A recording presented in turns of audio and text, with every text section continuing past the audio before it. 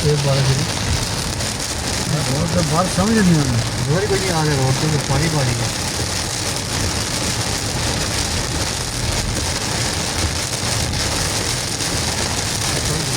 वापस पुल चले आए फुल स्पीड चलने पे इसमें बावजूद शीशा जड़ा है ना वो इसे गिला हो गया नजर नहीं आ रहा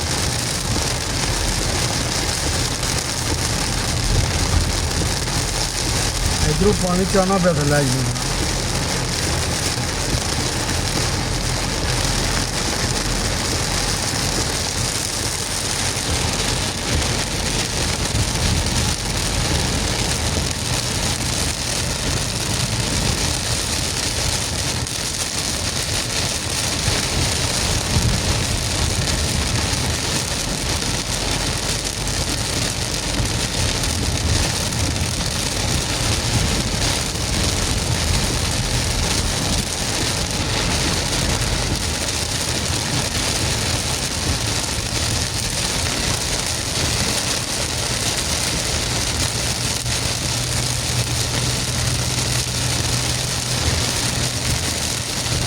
पानी आ रहा है किधरों आ रहा है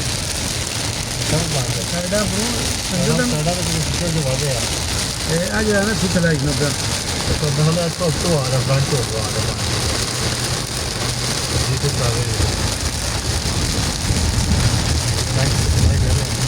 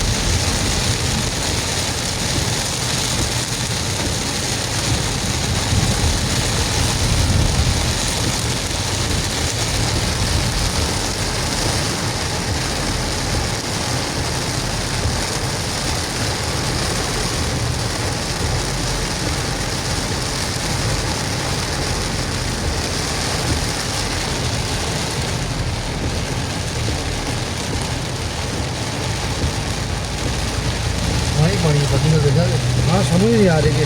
तो पानी है यार बनी है बिल्कुल ऐसे तो कई छोटी गाड़ियाँ जड़ी है ना बंद हो जाती हाँ हाँ यहाँ ना सड़क जगह काफ़ी है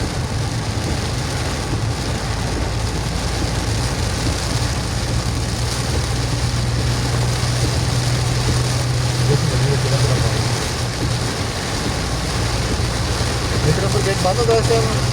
खुला खुला था इधर से खुली है हाँ इधर खुला होगा